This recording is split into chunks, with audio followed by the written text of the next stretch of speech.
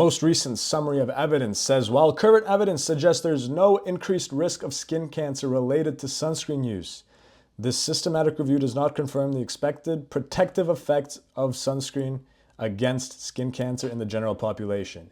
AKA, sunscreen is not related to melanoma according to this review. So that was like a big wait, what moment for me. But look at this. Occupational sun exposure, so people who are out in the sun all day, like construction workers, those types of people.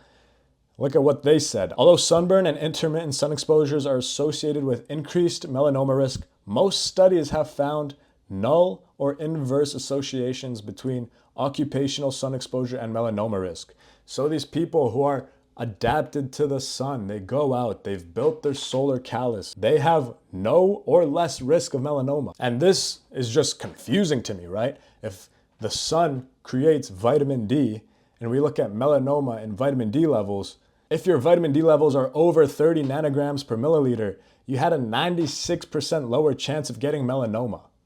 This is another thing that makes no sense. And then when we look at melanoma and skin cancers, let's say you do get it, right? In Sweden, the people who avoided the sun were 4 times more likely to die of melanoma and non-related skin cancers if they got it. And then more, we're looking at dying from melanoma. Sunburn, high intermittent sun exposure, skin awareness histories, and solar elastosis were statistically significantly inversely related with death from melanoma.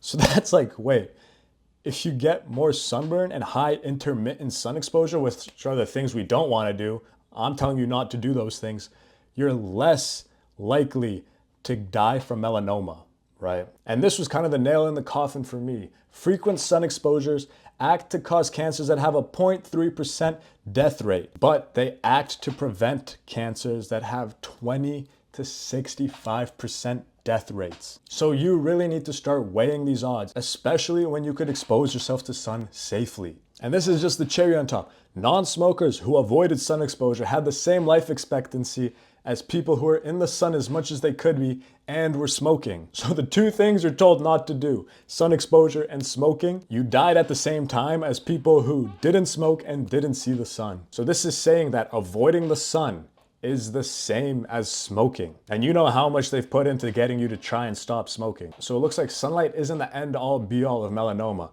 And I found this, melanopsin, which is that blue light receptor, is a gene that basically promotes cutaneous melanoma. And we've seen this recently. Ninja, which is like the biggest Twitch streamer, he got diagnosed with skin cancer.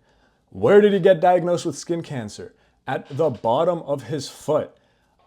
I'm willing to bet that that has never seen the light of day. And look at his setup. It's a dope setup, but it's a lot of monitors, a lot of blue light. This guy's job is to sit inside in front of these screens, and he got melanoma. So it just makes you think. So that's it for the course. I hope you guys enjoyed. If you have any questions, let me know.